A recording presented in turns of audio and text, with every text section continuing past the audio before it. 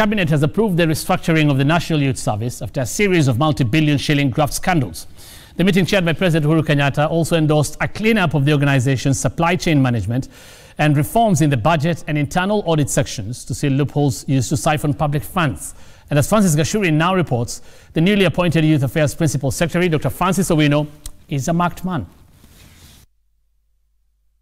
The government's highest decision-making organ convened at State House, Nairobi, for the first cabinet meeting in 3 months.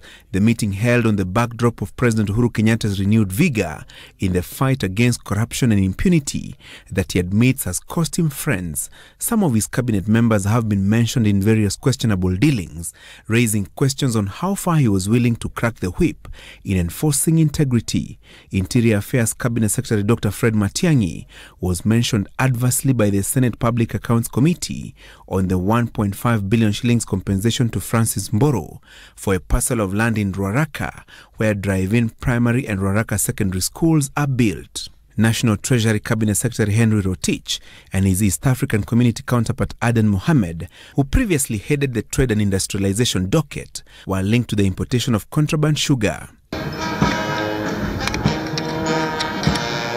The cabinet deliberating on state of affairs at the National Youth Service, where billions of shillings have been lost through an intricate web of corruption. The meeting approving a policy to streamline NYS to deal with managerial and operational challenges that made it easy for shadowy companies to siphon billions of shillings in the last 5 years. With the exit of Lilian Mbogo Omolo following her prosecution of a massive corruption in NYS, the Youth and Gender Affairs docket has a new Principal Secretary, Dr. Francis Owino.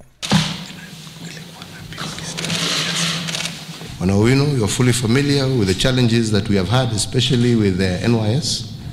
It is my hope that with you there and knowing the issues and the problems that have been there, that we are going to resolve those particular problems and restore a program that has made a great contribution to a good number of young people in this country. That was its intention. Its intention was not to enrich a few people. Among the key changes that will be effected in NYS is the establishment of an oversight board that will turn the service into a corporate body headed by a Director General as its Chief Executive Officer. The Cabinet also approved a shake-up of the NYS supply chain management as well as budgetary and internal audit sections. For Dr. Owino, his work is clearly cut out for him. The time is gone where you say I did because somebody made a phone call to tell me to do something. The responsibility is yours, and you will have to carry the weight of the decisions that you make. Esther Koimet, appointed Principal Secretary in the Transport and Infrastructure Ministry, was also sworn in, with Kenyatta reminding PSS that the buck stops with them in management of resources allocated to their dockets. You are the accounting officers. You are the people who hold final responsibility.